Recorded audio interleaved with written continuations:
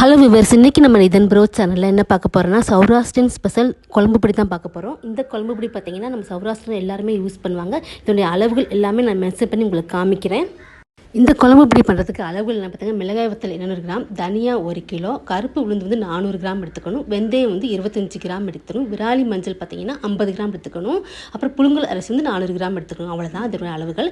எல்லாமே நம்ம வந்து தட்டில் போட்டு நல்லா வெயிலில் நல்லா காய வைக்கணும். நல்லா காயணும் வெயிலில், அப்போ தான் நல்லா ஒரு டேஸ்ட்டு நமக்கு கொடுக்கும். இந்த மாதிரி நான் எல்லாமே எடுத்து நல்லா காய வச்சுருக்கேன். நல்லா ஒரு இந்த மாதிரி முறுமுறுன்னு வர வரைக்கும் நல்லா காய வைக்கணும். அப்புறம் பார்த்திங்கன்னா நம்ம வந்து வறுக்க ஆரம்பிச்சிடலாம். இந்த அளவுகள் எல்லாமே நம்ம ஃபஸ்ட்டு பார்த்திங்கன்னா கருப்பு உளுந்து தான் வறுக்க போகிறோம். கருப்பு உளுந்து வறுக்கும் போது நல்லா நமக்கு சவுண்டு கூட வரும், நல்லா வெடிக்கிற சவுண்டு வரும். அதே மாதிரி நமக்கு நல்ல ஒரு ஸ்மெல்லு வரும்.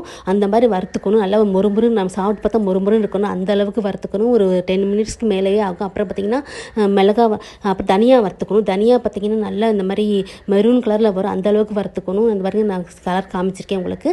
அந்த அளவுக்கு வறுத்துக்கணும். அதுவும் நல்லா முறுமுறுன்னு வரணும். அதுக்கப்புறம் வந்து அரிசி வறுத்துக்கணும். அரிசி பார்த்திங்கன்னா நம்ம கஞ்சிக்கு வறுக்கணும் இல்லையா, அந்த மாதிரி வெடிச்சு வரும். அந்த அளவுக்கு நம்ம இந்த மாதிரி மெரூன் கலரில் வரும்போது நல்லா வறுத்துக்கணும். அப்புறம் வெந்தயம் பார்த்திங்கன்னா நல்லா நம்ம வெடிச்சு வரும். அந்தளவுக்கு நம்ம வறுத்துக்கணும்.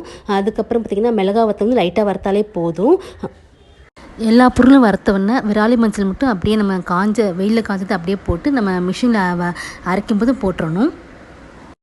நம்ம எல்லா பொருளும் அந்த மாதிரி அரைச்ச பிறகு எல்லாமே கலந்து நம்ம மாவு மிஷினில் போய் கொடுத்துட்டு நம்ம அரைச்சிட்டு வரணும். இந்த மாதிரி இந்த மாவு மிஷினில் போய் நம்ம நைஸாக அரைக்கணும்னு சொல்லிட்டு நமக்கு வந்து குழம்பு பொடி வந்து சூப்பராக அரைச்சி கொடுத்துருவாங்க. இந்த மாதிரி நமக்கு கிடைச்சிடும். இதை நல்லா கொஞ்சம் நேரம் வந்து நம்ம வீட்டில் கொண்டு வந்தோம்னா கொஞ்சம் காத்தோட்டமாக அந்த மாதிரி வச்ச பிறகு நம்ம அதுக்கப்புறம் தான் நம்ம வந்து எடுத்து வச்சுக்கணும். அப்போ தான் ரொம்ப நாளைக்கு கெட்டு போகாமல் நல்லாவே இருக்கும். இந்த மெத்தடை நீங்கள் பண்ணி பாருங்கள். சூப்பராக நமக்கு குழம்பு பொடி கிடச்சிடும். இது வந்து நல்ல ஒரு குழம்புக்கும் கிரேவிக்கும் குருமாக்கும் நல்லா டேஸ்டியாக இருக்கும். இந்த குழம்பு பொடி அவ்வளோ ஒரு டேஸ்டியான சௌராஷ்டிரிய குழம்பு பொடி தான் இந்த வீடியோ நான் காமிச்சிருக்கேன். உங்களுக்கு இந்த வீடியோ பிடிச்சிருந்தா லைக் பண்ணுங்கள், ஷேர் பண்ணுங்கள். நம்ம இதன் ப்ரோ சேனலுக்கு